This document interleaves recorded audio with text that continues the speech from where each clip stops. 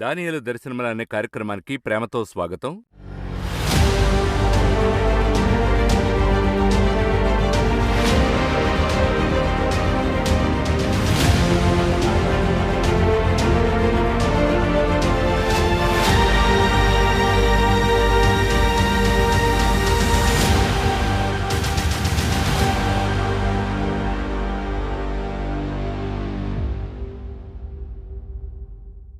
Brother ఎండి జగన్ వచ్చి ఉన్నారు.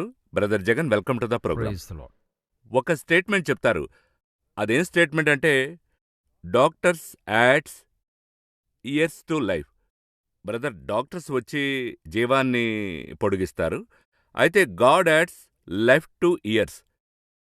దేవుడైతే ఎంతకాలం జీవిస్తామనేది ముఖ్యం కాదు, ఆయన జీవితానికి జీవాన్నిస్తాడని రాయబడి ఉంది. ఇదెలా మనం అర్థం చేసుకోవచ్చు దానియేలు జీవితంలో? ఎలా ఎన్ని రోజులు బ్రతికేమన్న దానికంటే ఎలా జీవించామన్నది ముఖ్యం. బెడ్లోని 30 సంవత్సరాలు కోమా స్టేజ్లో ఉండేదానికంటే యాక్టివ్గా 3 రోజులు జీవించామన్నది గొప్ప విషయం. నేనెప్పుడూ ఒక విషయాన్ని ఆలోచిస్తాను. యేసుక్రీస్తు సేవ 3.5 సంవత్సరాలు, దానికి 30 సంవత్సరాలు ప్రిపేర్ అయ్యాడు. ప్రిపరేషన్ అంతుంది. ప్రిపరేషన్ అయ్యి ఒక 3.5 సంవత్సరాలు మినిస్ట్రీ చేశాడు. కానీ ఆ 3.5 సంవత్సరాల మినిస్ట్రీ దాదాపుగా ఆయనకి ముందున్న 4000 సంవత్సరాల ప్రజల్ని డెలివర్ చేశాడు. ఇప్పుడున్న 2000 సంవత్సరాల ప్రజల పాపం క్షమించడం జరిగింది. ఒక 3.5 సంవత్సరాల మినిస్ట్రీ 6000 సంవత్సరాల ప్రజల్ని కాపాడుతుంది. ఎటువంటి ఒక మినిస్ట్రీయో చూడండి. 100 సంవత్సరాలు ఓడను కట్టాడు నోవా. కానీ ఆ ఆర్క్, ఆ ఓడ చేసిన పని ఎంతవరకంటే 1.5 సంవత్సరాలు. 1.5 సంవత్సరమే ఆ ఓడకి పని. అలాగుండగా నేనొక రోజు ఆలోచించా, 100 సంవత్సరాలు ఒక ఓడను కట్టి ఆ ఓడ ఎంతకాలం పనిచేసిందంటే 1.5 సంవత్సరం. ఆ తర్వాత బయటకొచ్చాడు. ఆ తర్వాత ఆ ఓడ అవసరం కాలేదు. అప్పుడు 100 సంవత్సరాల ప్రిపరేషన్ 1.5 సంవత్సరానికి.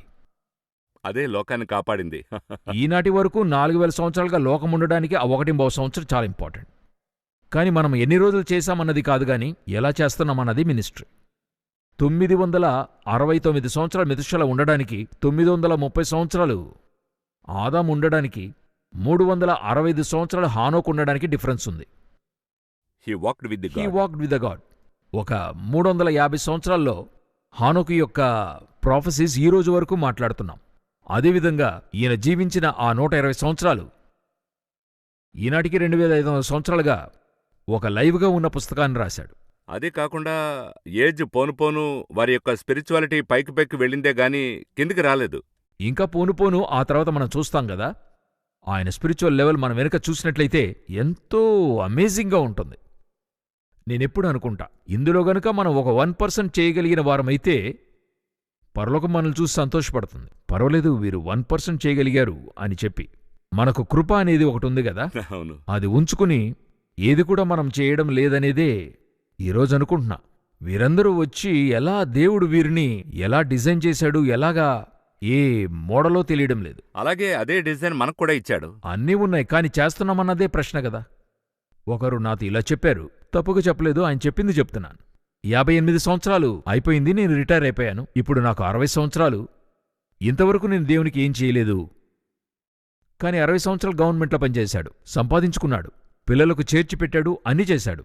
ఎండ్ ఆఫ్ ద డే ఆయన ఏం చెప్పదలిచాడంటే, నేను దేవునికి ఏం చేయలేదు.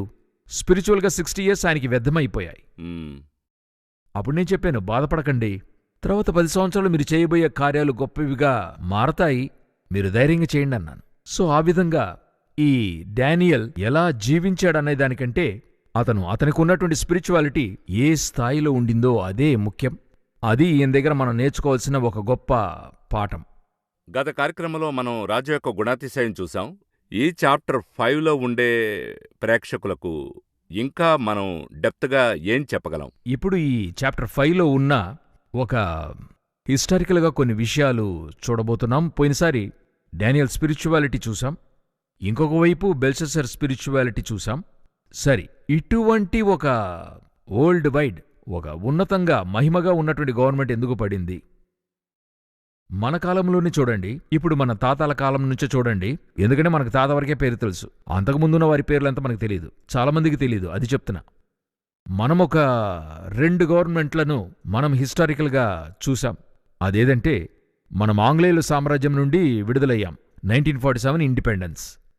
అటు తర్వాత మనము అమెరికన్ సూపర్ పవర్గా చూసాం. 2 సూపర్ పవర్ మనకి తెలిసి చూసాం ఇప్పటి వరకు. American super power. ఎందుకు బ్రిటిష్ పడింది? నేను ఇండియాలో పడింది అడగలా, వరల్డ్ వైడ్గా ఎందుకు పడింది? ఎందుకు బ్రిటిష్ మొదటిగా పైకొచ్చింది? ఆంగ్లో సాక్సన్ అని చెప్పబడేటువంటి ఒక యూరప్లో ఉండేటువంటి ఒక తెగ ప్రజలు వారు.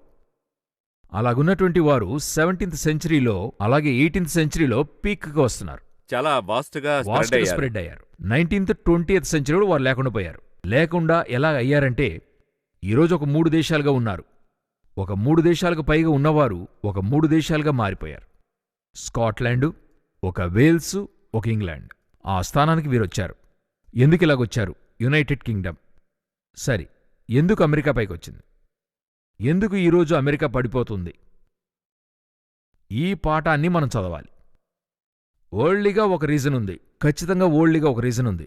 అమెరికా పైకొచ్చి ఒక సూపర్ పవర్గా ఉండడానికి అమెరికా యొక్క మిలిటరీ, అమెరికా యొక్క వే ఆఫ్ అప్రోచు, అమెరికా యొక్క కరెన్సీ స్ట్రాంగు, ఇవన్నీ అమెరికాని పైకి తీసుకొచ్చాయి. అదే అమెరికన్ కరెన్సీ ఈరోజు ఎందుకు పడింది? ఈరోజు చూస్తే ఎస్వీబీ అంటే సిలికాన్ వ్యాలీ బ్యాంక్ పడిపోయింది. ఆ తర్వాత 164 బ్యాంక్స్ కొలాప్స్ అయ్యాయి. చాలా డ్రాబ్యాక్స్ అయ్యి వాల్ స్ట్రీట్ వరకును అక్కడ పడిపోతూ ఉంది. సో అమెరికన్ కరెన్సీ వచ్చి సింకింగ్. జనాధిపతి ట్రంప్ చెప్పాడు, ఫ్రాంక్లీ స్పీకింగ్ అని అతను చెప్తున్నాడు, అమెరికన్ కరెన్సీ మునిగిపోతుంది అని చెప్తున్నాడు. అది ఎంతవరకు వాస్తవం అంటే బ్రిక్స్ దేశాలన్నీ చేరి అమెరికన్ కరెన్సీకి బదులుగా వేరొక కరెన్సీ తేవాలని వారు ప్రయత్నిస్తున్నారు. సో అప్పుడు ఎందుకు ఈ 90 సంవత్సరాల్లో పడిపోయింది? అమెరికన్ కరెన్సీ ఓల్డ్ కరెన్సీగా వచ్చింది 1931లో. 2023 ఒక 90 ఇయర్స్. ఈ ప్రశ్నకైన బదులు ఇందులో ఉంది. ఒక కాలంలో అగ్రరాజ్యం. ఎటువంటి అగ్రరాజ్యం? Hanging garden, Babylon. ఆ తర్వాత నెబుకద్నెజర్ ముందు నిలబడగలిగిన వారు ఒక్కరు కూడా లేరు. 2వ జనరేషన్లో గవర్నమెంట్ పడిపోయింది. ఇన్ఫాక్ట్ ఈ చాప్టర్లో పడుతుంది. ఇప్పుడు చూడండి, ఆ అలెగ్జాండర్ యొక్క గవర్నమెంట్ ఉంది. నేను చెప్పేది క్రీస్తు పూర్వం. ఇదొచ్చి దీని తర్వాత వచ్చింది అలెగ్జాండర్ గవర్నమెంట్. అలెగ్జాండర్ యొక్క గవర్నమెంటు దరిదాపులా ఒక 333వ సంవత్సరంలో వారు వస్తున్నారు. అలెగ్జాండర్ అనంతరం అతని యొక్క అధిపతులు, కమాండర్స్ 4 ఉన్నారు. కసాండర్, లైసిమేకస్, స్టాలమీ వన్ సోటర్, సెల్యూకస్ వన్ నికేటర్. వీరి 4 కాలం వరకు ఉండింది. ఈ 330లో ఆరంభమైంది. ఎప్పటి వరకు ఉండింది అన్నట్టయితే 64 BC వరకు ఉండింది. ఎప్పుడు? జూలియస్ సీజర్ ఉన్నంత వరకు ఉండింది. తర్వాత అగస్టస్ సీజర్ వస్తున్నాడు, రోమన్స్ వస్తున్నారు. అంతవరకు గవర్నమెంట్ ఉండింది దాదాపు 250 సంవత్సరాలు. సరే, వీరి తర్వాత వచ్చిన మెడో పెర్షియన్ గవర్నమెంట్ చూడండి, 538 ADలో వస్తున్నారు. 333 వరకు వారు ఉండారు. అలెగ్జాండర్ వచ్చే డారియస్ IIIని అతను గెలుస్తున్నాడు. ఇది సంభవించిన కాలము 250 సంవత్సరాలు. అయితే నెబుకద్నెజర్కి, బెల్షెజర్కి వారి కాలం చూస్తే 70 సంవత్సరాలు. ఎందుకు ఇంత పీక్లో ఉన్న ఒక గవర్నమెంట్ ఇంత త్వరగా పతనమైంది? పడిపోవడానికి కారణమేంటి? ఈరోజు కూడా చెప్పాలంటే బాబిలోనియన్ గవర్నమెంట్ యొక్క పూర్వీకం ఎక్కడుందంటే 11th చాప్టర్ ఆఫ్ జెనెసిస్లో ఉంది. వారు ఆ రోజే బాబిలోన్ నిర్మించారు. ఆ తర్వాత సుమేరియన్ సివిలైజేషన్గా ఉండారు. ఆ సుమేరియన్ సివిలైజేషన్ నుండే కొంచెం కొంచెంగా బాబిలోనియన్ గవర్నమెంట్ స్ట్రాంగ్ అయ్యి హిజ్కియా రాజుకాలంలోనే వారు పీక్లో ఉండారు. ఎందుకు 70 సంవత్సరాల్లో ఒక పతనం అని చెప్పి చూసినట్లయితే వీరి దగ్గర ఉండేటువంటి 1-2 స్వభావాలు. 1 నెంబర్ 1 గర్వం. మేమే, మా తర్వాత ఇంకెవరు లేరు, మేము తప్ప వేరింకెవరు ఏం చేయలేరు, మమ్మల్ని పడేయడానికి ఎవరు లేరు, మేమే నిరంతరంగా ఉండబోతున్నాం. ఎందుకంటే నెబుకద్నెజర్కి ఆ తలంపు వస్తుంది. ఎందుకంటే ఆ ప్రతిమను చేసేప్పుడు అటు తర్వాత అతడు ఏం చేస్తున్నాడు? అంతా గోల్డ్లో చేయమంటున్నాడు, మనం చెప్పుకున్నాం. అవును. ఎందుకంటే నిరంతరంగా నేనే ఉండాలి, ఈ పోస్ట్లో నిరంతరం నేనే ఉండాలి. ఈ నిరంతరంగా ఉండాలని ఎవరికి ఈ థాట్ వస్తుంది, ఆ మాట వస్తుందో అతని పతనానికి దారి. దానికి మొదటి ఆనవాలు ఎవరంటే నెబుకద్నెజరే. ఆ గవర్నమెంట్, బాబిలోనియన్ గవర్నమెంట్. గాడ్ నన్ను కూర్చోపెట్టేంతవరకు నేను కూర్చుంటాను, నన్ను దిగమన్నప్పుడు నేను దిగిపోతాను. మీకు తెలిసి ఈ 6000 సంవత్సరాల హిస్టరీ మీరు నాకంటే బాగా చదువుంటారు. నిరంతరంగా ఉండిన వారు ఎవరు? వరల్డ్లో ఏ కింగ్ 2000 ఇయర్స్గా ఏ కింగ్ అయినా ఉండేడా? లేదు. ఒకే ఒక కింగ్, జీసస్ క్రైస్టే నిరంతర కింగ్. వేరే కింగే లేడు. ఒక కింగ్ వస్తాడు, మరొక కింగ్ వెళ్ళిపోతాడు, మరొక కింగ్ వెళ్తే ఇంకొకళ్ళు వస్తారు. ఇది ఆనవాయితీ, ఇది నేచర్. లేదా నేనే నిరంతరం అని ఒక థాట్ మీకు వచ్చిందంటే మొదటి పతనం. రెండవది, నెబుకద్నెజర్ దగ్గర ఉన్న ఒక మంచి గుణం ఏంటంటే మరొకరి మతం కానివ్వండి, మరొక మతానికి చెందిన ఒక మనిషి కానివ్వండి, వారిని గౌరవించే స్వభావం అతనిలో ఉంది. మీరు చూడండి, అతనితన్ని పిలుస్తున్నాడు గదా, బెల్షస్సరు డానియల్ని పిలుస్తున్నాడు గదా, నెబుకద్నెజరు డానియల్ని పిలుస్తున్నాడు గదా. పిలవడంలోనే ఒక వ్యత్యాసం ఉంది. ఆ ఇన్విటేషన్ ఇచ్చి అంతఃపురంలోనికి పిలుస్తున్నారు గదా. ఇప్పుడు నెబుకద్నెజరు పిలుస్తున్నప్పుడు దానియేలు, నువ్వు దైవాత్మ పొందినవాడవని ఎరిగి ఉన్నాను, నీవు వచ్చి వీరందరికీ నాయకుడవు, మీరు చెప్పండి అని మర్యాదగా అడుగుతాడు. ఇతని చూడండి, ఇతన్ని ఏం చేశారని అడిగితే 5వ అధ్యాయం 13వ వచనము, అప్పుడు వారు దానియేలును పిలువనంపించిరి. Almost pulled. పిలుచుకుని రండి. పిలుచుకునొచ్చారు. తరువాత బెల్షస్సరు దానియేలును చూచి చెప్పిన మాట వినండి. రాజాగు నా తండ్రి యూదయాలో నుండి ఇక్కడికి తీసుకుని వచ్చిన చెర సంబంధమగు యూదులలో నుండు దానియేలు నీవే గదా. అతని హ్యూమిలేట్ చేసినట్లుంది. స్లేవ్ అనేది రిజిస్టర్ చేస్తున్నాడు చూడండి. అయితే ఇదే నెబుకద్నెజరు చెప్పేటప్పుడు చూడండి, వీరి యొక్క నాయకుడు రమ్మని చెప్తాడు. రిగార్డే వేరేలాగా ఉంటుంది. ఇటువంటి మర్యాదనిచ్చేటువంటిదిగాను లేక గణపరిచేటువంటిదిగాను నేనెప్పుడు చెప్తాను. దేవుని పిల్లలను గణపరిచేవానిని దేవుడు గణపరుస్తాడు. మనకు తెలిసిన వాక్యం, నిన్ను ఆశీర్వదించేవారిని ఆశీర్వదించెదను, అంతే. ఇది మనం నేర్చుకోవాలి. మనము ఎవరిని ఆశీర్వదిస్తామో దేవుడు వారిని ఏం చేస్తాడు? ఆశీర్వదిస్తాడు. పలు సమయాల్లో మనం గణహీనపరుస్తున్నాం. ఇతను సామాన్యమైన వానిగా ఉండుంటాడా దానియేలు? నెబుకద్నెజరు యొక్క గేటు వద్ద కూర్చునుంటాడు. 2వ అధ్యాయంలో వాక్యం ఏం చెప్తుందంటే, Nebuchadnezzar placed him in the Kings gate అని ఉంటుంది. Important place. అప్పుడు అతని కుమారుడు ఇతన్ని చూడకుండా ఉంటాడా?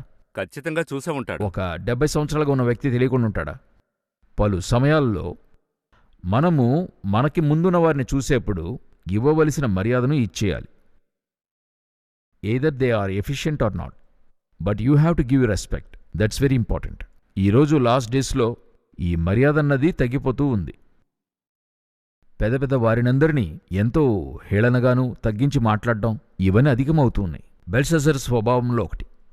ఈరోజు ఆ గవర్నమెంటే లేదు. 3వది, బెల్షస్సరు నెబుకద్నెజరు వలె స్పిరిచువాలిటీలో లేడు.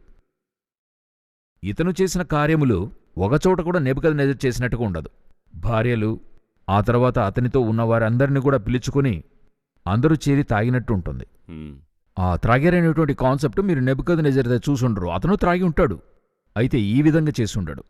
ఆ ఉపకరణములు తెచ్చి అందులో పోయడం. సామెతల్లో ఉంటుంది, ద్రాక్షారసం త్రాగుట అంటే మద్యపానం తీసుకోవడం రాజులకు తగదు అని ఉంటుంది. ఇప్పుడు ఇవన్నీ కూడా చేరి ఒక గొప్ప పతనానికి దారిగా స్పిరిచువాలిటీ అయినా సరే, ఓల్డ్గానూ సరే. మీరు గత ఎపిసోడ్స్లో ఒక మంచి మాట చెప్పారు. డేవిడ్ తర్వాత సొలొమోను ఎందుకు పడిపోయాడంటే, డేవిడ్ కాపరిగా ఉండి రాజైనవాడు, సొలొమోను యువరాజుగా పుట్టినవాడు. అతని వల్ల గ్రహించలేకపోయింది ఆ రాజ్యం యొక్క గొప్పతనాన్ని. ఎంత కష్టపడి ఈ స్థానానికి వచ్చినందులకైనా ఒక ఫీలింగ్ అతనికి లేదు. ఇప్పుడు నెబుకద్నెజరు యుద్ధాలు చేసి చేసి చేసి జీవితమంతా యుద్ధాలు చేసి రాజ్యాన్ని కట్టిపెట్టాడు. దానిపైన తన కుమారుని కూర్చోబెడుతున్నాడు. ఇప్పుడు ఇతనికి దాని యొక్క వాల్యూ తెలీదు. Born with a silver spoon, రావడంతోనే పైన కూర్చుంటున్నాడు. సో ఆ సింహాసనము కట్టబడిన రీతి, రాజభారం కట్టబడింది ఏది కూడా అతనికి తెలీదు. ఇంకా చెప్పాలంటే చాప్టర్ 4 చదువుంటే చాలా బాగుండేది. ఎగ్జాక్ట్లీ.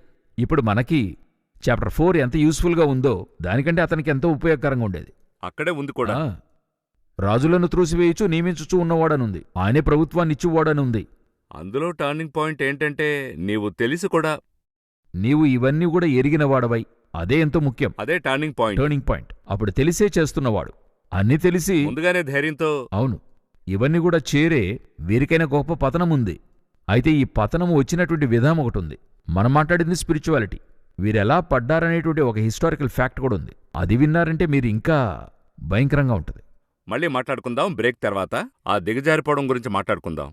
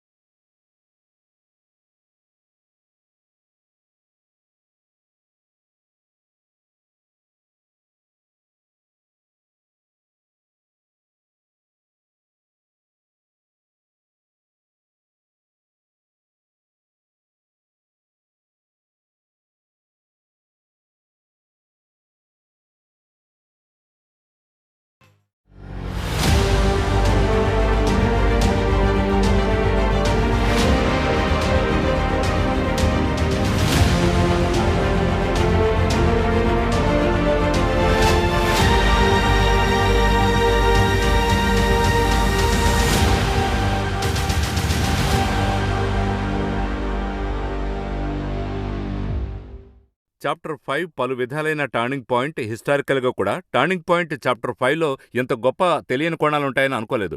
ఇంకా మనం ఏం నేర్చుకోవచ్చు? ఈ బ్రేక్కి ముందు చెప్పినట్టుగా దీని యొక్క పతనం ఎలా జరిగిందో మనం చూద్దాము. ఈ యొక్క బాబిలోనియన్ గవర్నమెంట్ వచ్చి అది చెప్పాలంటే గొప్పగా ఊరునే కోటలో ఉంచుకున్నారు. మనం ఊర్లోకెళ్తే ఒక ప్రాకారం ఉంటుంది, ఆ ప్రాకారాన్ని దాటి వెళితే ఊరుంటుంది. ఊరు లోపల కోటలు కట్టి ఉంటారు. బాబిలోనియన్ స్పెషాలిటీ ఏంటంటే బాబిలోన్ చుట్టూ కోట ఉంటుంది. ప్రాకారపు గోడలు ఆ విధంగా కోటగా కట్టుంటారు. అందులో ఒక స్పెషాలిటీ ఏంటంటే యూఫ్రటిస్ నది పారుతుంటుంది. బాబిలోన్ అంటే ఇరాక్, ఈరోజు ఉన్నటువంటి ఇరాకే. యూఫ్రటిస్, టైగ్రిస్ ఇవి రెండిటికి మధ్యలో ఉండేటువంటిదే బాబిలోనియన్ గవర్నమెంట్, ఈరోజున్న ఇరాక్. ఆ యూఫ్రటిస్ నది వీరి చుట్టూ పారుతుంటది. వారి వెల్త్కి అదే కారణం. అయితే నెబుకద్నెజర్ ఏం చేసి ఉండాడంటే ఆ ఊరు చుట్టూతా ఒక పారుదలగా ఏర్పరిచి, ఇప్పుడు కూడా మీరు మన పలు ప్రాంతాల్లో చూడగలరు. మనం చూడాలంటే వెల్లూరు కోట ఉంది, దాని చుట్టూతా నీరుంటుంది, చెరువులాగా అంటారు దాన్ని. ఆ యూఫ్రటిస్ నుండి పాయ చేసి చెరువుగా చేసుకున్నాడు. ఆ నీటి చెరువులలో దాని లోపలే మొసళ్లను ఇటువంటి వాటన్నింటిని కూడా ఉంచుతాడు. సో ఇదే నెబుకద్నెజర్ని ఒక జైజాంటిక్గా, ఇప్పుడు ఒకవేళ మీరు ఊర్లో నుండి బయటికి రావాలంటే ఆ కోట నుండి చెరువు ప్రాంతం వరకును ఈ వుడన్ బ్రిడ్జెస్ అనేవి వారు పెట్టుకునేవారు. అదొక వీల్ ఆధారంతో చుట్టబడుతున్నప్పుడు దిగుతుంది, దాని ద్వారానే ప్రజలొచ్చి వెళుతూ ఉంటారు. ప్రొద్దుట సూర్యోదయంతో దింపుతారు, చీకటి పడకముందు లేపేస్తారు, ఆ తర్వాత ఊర్లోకి ఎవరు రాలేరు. అలాగా ఒక జైజాంటిక్ అయిన కోటను వారు పెట్టుకున్నారు. ఇంకా చెప్పాలంటే ఒక హిస్టోరియన్ నమోదు చేస్తున్నాడు, ఈ 5th చాప్టర్ జరుగుతుండగానే దాన్ని క్యాప్చర్ చేయడానికి మరో రాజు క్యాంప్ వేసి ఉన్నాడు. ఇది జరుగుతున్నప్పుడే, ఈ 5th చాప్టర్ జరుగుతున్నప్పుడే. అవును, అదేంటంటే వీరిని పట్టుకోవడానికి కోరెషు సైన్యం వచ్చి అతని సైన్యం ప్రపంచమంతటా పట్టుకుంటున్నారు, వస్తున్నారు. బాబిలోన్ని పట్టుకోవాలి, పట్టుకుంటేనే వారు సూపర్ పవర్ కాగలరు. అయితే ఈ చెరువు ప్రాంతము తర్వాత ఉన్నవన్నీ అడవులే. అడవిలో వారు క్యాంప్ వేశారు. నేను ఒక దాంట్లో చదివింది మోర్ దెన్ సమ్ వీక్స్ వారు క్యాంప్ వేసి ఆలోచించారు ఎలా లోపలికి వెళ్ళొచ్చని. అంతకంటే ఇంట్రెస్టింగ్ గా ఉండేది, ఒకవైపు వారు ఆ పక్కన క్యాంప్ వేశారు, ఈయన ఇటువైపు తాగి తందనాలాడుతూ దిగులు లేకుండా కలవరపడలేదు. ఎందుకంటే అంత స్ట్రాంగ్ గా ఉన్నామని అనుకుంటున్నాడు. కోటను నమ్మాడు. అందులో ఇక్కడ ఉంటది చూడండి, ఎవరెవరు త్రాగి ఉన్నారు అని ఉంటది. అలాగా అంతమందియును మొత్తముగా అందరూ ఆ రోజు త్రాగి ఉన్నటువంటి పర్యవసనానికి మొత్తముగా ఆ రోజు వారు పతనమయ్యారు. 3వ వచనం, అందుకు వారు యెరూషలేములోని దేవుని నివాసముగా ఆలయంలో నుండి తీసుకున్న సువర్ణోపకరణములను తెచ్చి ఉంచగా రాజును అతని అధిపతులును అతని రాణులును అతని ఉపపత్నులును వాటిలో ద్రాక్షారసము పోసి తాగిరి. మొదట్లో రాజుకు బెల్షస్సరు తన అధిపతులలో 1000 మందికి గొప్ప విందు చేయించి ఆ 1000 మందితో కలిసికొని ద్రాక్షారసము త్రాగుచుండెను. అదే ఒకవైపు సీరియస్ గా ఉండే సమయంలో అయితే ఇతను ఒకలా ఉన్నాడు. ఒక క్లైమాక్స్ బిగించుకుంటుంది, అది అతనికి తెలియడం లేదు. ఎంతో సీరియస్. మరి ఇందులో మరొక గొప్ప విషయం ఏంటంటే కోరెషు సైన్యం వచ్చేశారు. 2 to 3 వీక్స్ అక్కడున్నారు. ఆ ఆర్కియాలజిస్ట్ అలా రాస్తున్నాడు. వారు వచ్చి లోనికి వెళ్ళడానికి దారి తెలియక, మరి ఆలోచించండి, ఒక 2 వీక్స్గా ఒక దండు మన దేశపు హద్దుల్లో నిలిచి ఉంది, వీరికి తెలియలేదు. ఆ రోజు నైట్ ఏం జరిగింది, మరి ఇదొచ్చి ఎలా చేశారంటే, ఎలా చేయొచ్చని ఒక ప్లాన్ వేసిన తర్వాత కోరెషు యొక్క కమాండర్స్ అధిపతులు ఏం చెప్పారంటే, మొదటిగా ఈ నీటిని మనము మార్చాలి, మనం అటు వెళ్లకుండా నీరు అడ్డంగా ఉంది. అలా చెప్పిన వెంటనే వీరేం చేశారంటే, ఇంత పెద్ద విషయం జరిగింది, మీరు చెప్పినట్టు వారెవరికీ తెలియలేదు, యూఫ్రటీస్ని మళ్లించారు. యూఫ్రటీస్ నది పారుతుంది కదా, వారి ఆ దేశంలోనికి రాకుండా ఆ దారి తెగ్గొట్టి మరో పక్కకి మళ్లించారు. అది ఎవరికి తెలియలేదు, ఇతనికి తెలియలేదు. ఆ తాగుబోతు మైకంలో ఎఫెక్ట్. ఆ నీరు పారడం ఆగిన తర్వాత అందులో ఉన్న మొసళ్ళు తప్పుకోవడం అయ్యాయి. వారు మొసళ్ళను చంపి లోనుకొచ్చి పట్టుకుంటున్నారు, నైటే వారు పట్టుకుంటున్నారు.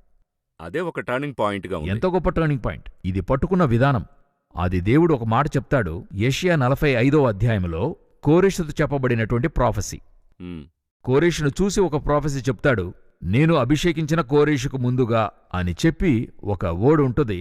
అతను ఏమేమి చేస్తాడో దేవుడు చెప్పేది చూడండి. అది అట్లే 5వ అధ్యాయంలో జరిగేది మీరు చూస్తారు. ఇక్కడుంది చూడండి, యెషయా 45:1, అతని పక్షమున జనములను జయించుటకు నేను అతని కుడి చేతిని పట్టుకుని ఉన్నాను. నేను రాజుల నడికట్టును విప్పేదను, ద్వారములు అతని ఎదుట వేయబడకుండా తలుపులు తీసేదను అని యెహోవా తాను అభిషేకించిన కోరెషును గురించి సెలవిచ్చుచున్నాడు. ఆ నైటు బబులోను ద్వారములు మూయపడలేదు. వీరందరూ మత్తుగా తాగి ఆ వంతెన ఉంది గదా, దాని మూయలేదు. కోట తలుపులన్నీ తెరిచే ఉండినవి. రెండవది, ఇక్కడ ఒక మాట చూడండి, రాజుల నడికట్లను విప్పెదను అనేది చూస్తున్నాం గదా.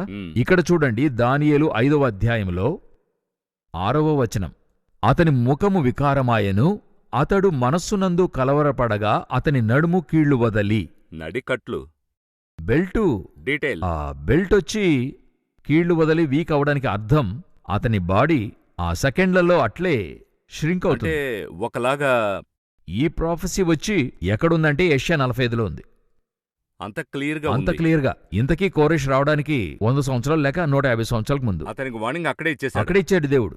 దాన్ని చూసైనా సో ఇప్పుడు ఏం జరుగుతుంది అని చెప్పినట్లయితే, ఒక గొప్పదైన అగ్రరాజ్యమును ఒకనాటి రాత్రికి పట్టుకోగలమా? 2001లో అమెరికాకి జరిగినటువంటి విషయం మీకు తెలుసు అనుకుంటాను. అమెరికా యొక్క బలమే ఎయిర్ ఫోర్సే. చివరికి దాన్ని దేంతో కొట్టారంటే ఫ్లైట్తోనే కొట్టారు. ఇంకొక రూల్ ఉంది, మీకు తెలుసు అనుకుంటాను. అమెరికన్ వాషింగ్టన్ డీసీ చుట్టూతా ఆ వైట్ హౌస్ చుట్టూ విమానం ఎగరకూడదు. అదొక రూల్ అక్కడ. అమెరికా యొక్క బలం ఏదని అడిగితే సైన్యము హిరోషిమా నాగసాకిలో గుండేసింది. అయితే వారు పడగొట్టిందే పెంటగన్ని. ఎందుకు చెప్తున్నానంటే, ఏది నా బలమని కొంత విర్రవీగుతానో లేక గర్విస్తానో, ఏది నా బలమో ఎవరు నన్ను ఏం చేయలేరనుకుంటానో అక్కడే కొడతాడు దేవుడు. అమెరికా యొక్క పతనం మాత్రం కాదు, ఎవరి పతనమైనా చూడండి. అలెగ్జాండర్ యొక్క పతనం 33 సంవత్సరాలు స్ట్రాంగ్, స్పీడ్గా వెళ్తున్నాడు. అతని పతనము ఒకే ఒక దోమ కరిసి చనిపోయినట్టుగా ఉంటుంది. అతని బయోగ్రఫీలో అలాగే ఉంది, జ్వరమొచ్చి చనిపోయాడని చెప్పి. మన యొక్క బలము దేవుని యొక్క చేతిలో ఉంటేనే అది బలం. అది నా చేతిలో ఉన్నప్పుడు బలము కాదు, అది ఎప్పుడైనా బలహీనంగా మారుతుంది. నేను అని అంటేనే ఇప్పుడు బెల్షస్సర్ కోటను నమ్ముకున్నాడు. 1000 అధిపతులు ఉండేరు. అంటే ఏంటర్థమంటే, ఇప్పుడు మన ఇండియాలో చూసినట్లయితే 28-29 చీఫ్ మినిస్టర్లు ఉంటారు. ఇప్పుడు మీరు అమెరికాకి వెళ్ళినట్లయితే 52 కౌంటీస్ ఉంటాయి. ఆ విధంగా ఒక 1000 మంది ఉండారు అతనికి. ఎంత గొప్ప సామ్రాజ్యమో చూడండి. కోరేషు 127 సంస్థానములను ఏలిన. ఆ విధంగా మాదీయ పారసీకులను గూర్చి ఎస్తేరు గ్రంథంలో చెప్పబడుతుంది. 127 ప్రావిన్సెస్. అయితే బెల్షస్సరు క్రింద 1000 మంది ఉండారు. అవును, అంత పెద్ద లాట్స్ అని ఉంటదనుకుంటాను నేను. 5 ఏం చెప్తుందో చూసినట్లయితే, బెల్షస్సర్ యొక్క అధిపతులైన వారందరూ లాట్స్ అని ఉంటదనుకుంటాను. అవునా? అవును. లాట్స్ అని చెప్పినట్లయితే ఒక సంస్థానం ఏలేవారిగా ఉంటుంది. నోబుల్స్ వారి సంస్థానాన్ని ఏలేవారు, లేక ఒక ఘనమైన వ్యక్తులు, గవర్నర్స్ లాగా. 1000 గవర్నర్స్ అంటే అంత పెద్ద రాజ్యం, ఎంత గొప్ప కింగ్డమ్. ఒకే రోజు నైట్లో క్లోజ్ అయిపోయింది.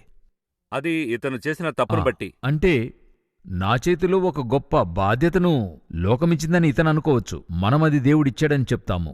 ఇతను అనుకోవచ్చు, నా చేతిలో ఒక గొప్ప బాధ్యత ఉంది, నా తండ్రి కంటే ఇది ఎన్నో రెట్లు నేను పెంచాలే గాని నేనేం చేయకూడదు, అది తగ్గిపోవడానికి కారణం కాకూడదు. బాబిలోనియన్ గవర్నమెంట్ ఇంకొక ఆశ్చర్యం ఏంటంటే, ఆ రోజు పడిపోయినటువంటి బాబిలోనియన్ గవర్నమెంట్ ఇంకనూ లెగలేదు. ఆ తర్వాత అది రాలేదు. ఆ తర్వాత వచ్చి మెడో పెర్షియన్ వారు వచ్చారు, గ్రీక్ వారు వచ్చారు, రోమన్స్ వచ్చారు, ఆ తర్వాత బైజాంటియన్స్, బ్రిటిష్ వాళ్ళు వచ్చారు, ఈరోజు అమెరికన్ వారు వచ్చారు. Where is Babylonians? Still Babylon is there. ఆ దేశం ఉంది, లెగలేదు. అదేవిధంగా ఈజిప్షియన్ గవర్నమెంట్, ఈజిప్షియన్ పీరియడ్లో ఫరో వచ్చాడు, పతనమయ్యాడు. ఆ రోజు చెప్తారు, ఫరో రథాలకి 8 స్పోక్స్ ఉంటాయట. జనరల్గా 4 ఉంటాయి. 8 స్పోక్స్ ఉండేటువంటి రథం వచ్చి ఈరోజుండే మనం చెప్పే M35 ఈ విధంగా చెప్తున్నారు కదా, వార్ ఫ్లైట్లు. ఆ విధంగా ఆనాడు అంత గొప్ప రథాలను పెట్టుకున్న ఫరో సామ్రాజ్యం పడింది.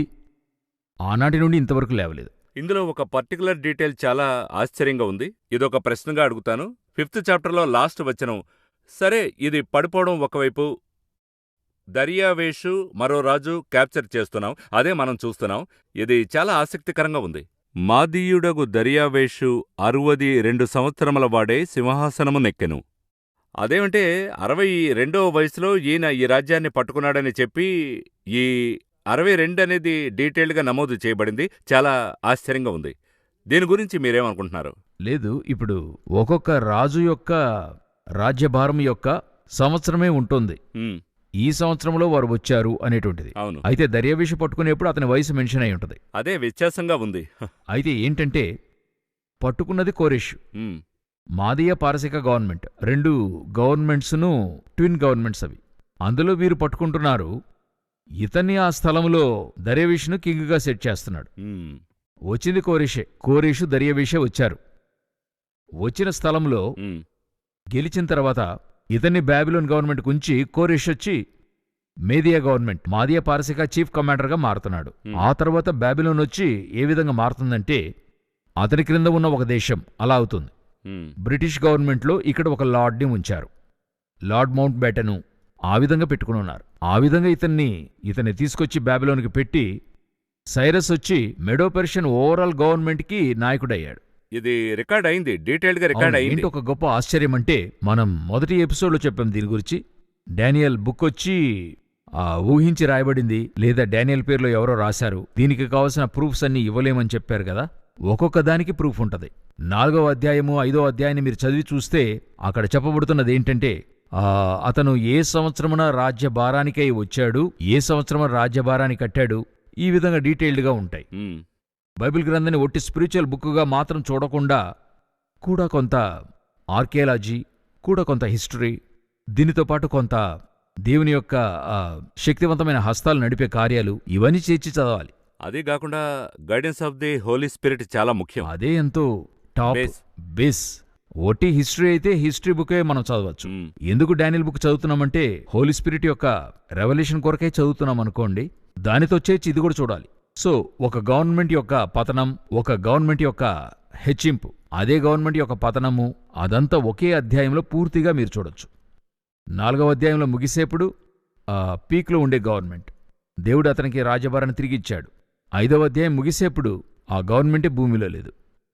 సో ఒక రాజు ఆ గవర్నమెంట్ హెచ్చించడానికి ఏం చేస్తున్నాడు, ఒక రాజు గవర్నమెంట్ పట్టడానికి ఎలా కారణమవుతున్నాడు, ఇవి రెండు కూడా మీరు ఎలా చేయొచ్చని చూసినట్లయితే ఈ ఒక అధ్యాయంలో అది చూడగలరు. చాప్టర్ 5లో ఇంత డీటెయిల్, ఇన్ఫ్యాక్ట్ ఒక రాజ్యం ముగిసి మరో రాజ్యం ప్రారంభం కావడం మనం చూస్తున్నాం. ఇందులో నుండి మరో లెసన్ వస్తుంది. మనం సాధారణంగా సులువుగా మాటలతో కాదు గాని ఎవ్రీ వర్డ్ ఈజ్ ఇంపార్టెంట్.